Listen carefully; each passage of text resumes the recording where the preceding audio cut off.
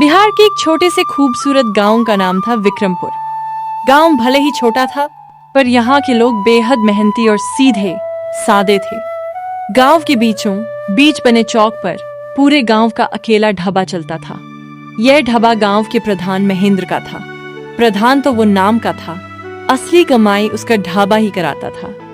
पूरे गांव में खाने पीने की वही एक जगह थी, इसलिए जिसे भी बाहर का खाना होता उसे मजबूरी में वहीं जाना पड़ता। ढाबे में चिकन करी, मटन और पराठे सब मिलते थे, लेकिन दाम इतने ज्यादा थे कि गरीब, किसान और मजदूर मन महसूस कर रह जाते।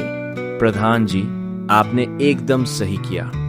पूरे गांव में सिर्फ आपका ही ढाबा है। अब देखिए हमारी कैसी बम्पर कमाई होती है। पर प्रधान जी, हम बहुत महंगा बेच रहे हैं। बगल वाले गांव में तो ये सब आधे दाम में मिलता है। अरे, बगल वाले गांव जाने में उनका भाड़ा नहीं लगेगा क्या? गांव में हमारी इकलौती दुकान है, लोग मजबूरी में यहीं खाने आएंगे ही आएंगे। गांव में जमको। वहीं गांव में रोहन और कबीर नाम के दो पक्के दोस्त रहते थे। एक दिन रोहन अपने घर पर अपनी माँ से बात कर रहा था। माँ, मुझे थोड़े पैसे दे दो ना, मैं दूसरे गांव जाकर कुछ अच्छा और चटपटा खाकर आता हूँ। रोज घर का वही खाना खाकर ऊब गया हूँ।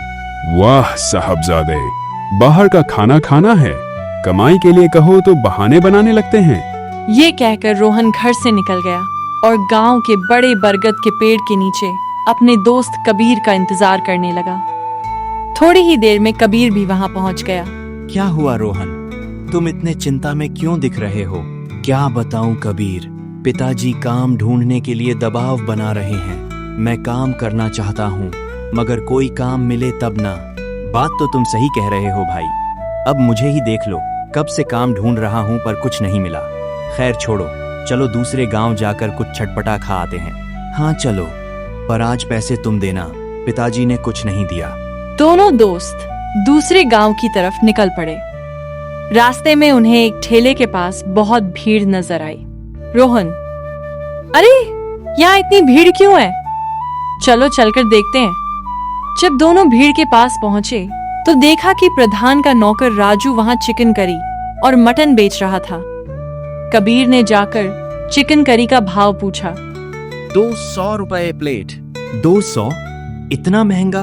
दूसरे गांव में तो 100 में मिल जाता। तभी वहां प्रधान महेंद्र पहुंच तो जाता वहीं जाकर है। खा लो ना, हमने मना किया है क्या? वैसे भी दूसरे गांव जाने का 50 भाड़ा देते ना, तो वही पैसा यहाँ दे दो, क्या दिक्कत है? अच्छा, तो ये आपकी दुकान है, तभी सोचूं कि इतना महंगा क्यों बिक रहा है। दोनों दोस्त वहां से उदास होकर चले गए। कुछ दिनों बाद दोनों चौक पर चाय पी रहे थे। तभी प्रधान के ढाबे से निकलते हुए दो किसान, हरिया और काका, बड़बड़ाते हुए आ रहे थे। अरे राम रे, इतना महंगा खाना, आधा पेट भी नहीं भरा और जेब खाली हो गई।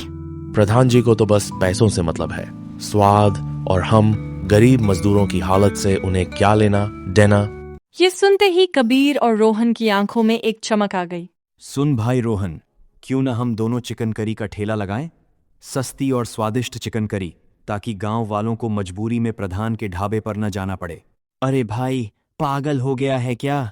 प्रधान नाराज हो गया तो पूरे गांव को हमारे खिलाफ कर देगा। डरने की क्या बात है? अगर हम ईमानदारी से काम करेंगे तो गांव वाले हमारा साथ जरूर देंगे, चाहे प्रधान कुछ भी कर ले। बस उसी दिन से दोनों ने ठान लिया।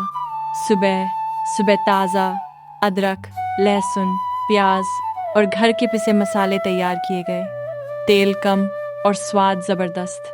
और सबसे बड़ी बात, 1 प्लेट चिकन करी और 2 रोटी सिर्फ 50 में। उन्होंने प्रधान के ढाबे के ठीक सामने ठेला लगा दिया। अरे, ये तो बड़ी अच्छी दुकान दिख रही है, जरा एक प्लेट लगाना भाई। जी अंकल, अभी लगाता हूँ।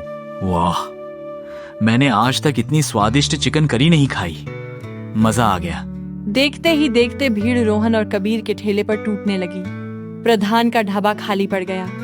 शाम होते होते दोनों का सारा खाना खत्म हो गया। देख भाई, मैंने कहा था ना, गांव वाले हमारे पास ही आएंगे। सही कहा भाई, स्वाद और कम दाम का जादू चल गया। अगले दिन जब दोनों फिर से दुकान चला रहे थे, तब एक नया ग्राहक आया। भाई, ये 50 वाली चिकन रोटी कितने में दी? अरे भाई, 50 की चीज 50 में ही देंगे ना। दूसरी तरफ प्रधान के ढाबे पर सन्नाटा पसरा था। प्रधान गुस्से में लाल पीला हो रहा था। राजू, हमारा धंधा ठप क्यों पड़ा है? मालिक, वो रोहन और कबीर सिर्फ 50 में चिकन रोटी बेच रहे हैं और गांव वाले कह रहे हैं कि उनका खाना बहुत स्वादिष्ट है। हमें कुछ करना पड़ेगा, वरना हमारा ढाबा बंद हो जाएगा। मेरे पास एक तरकीब है, जैसा मैं कहता हूं वैसा कर। रात के अंधेरे में प्रधान और राजू छिपकर आए और उन्होंने रोहन और कबीर के ठेले में आग लगा दी। सुबह जब दोनों दोस्त आए तो ठेला पूरी तरह जलकर राख हो चुका था। हे भगवान, यह किसने किया? ऐसा कौन कर सकता है? भगवान, यह किसने किया? ऐसा कौन कर सकता है? यह पक्का उस प्रधान का काम है। पर रोहन, हम हार नहीं मानेंगे। हम फिर से ठेला लगाएंगे। पर कबीर, हमारे पास इतने पैसे कहाँ हैं कि नया ठेला ले सकें? तभी गांव के लोग वहां जमा हो गए।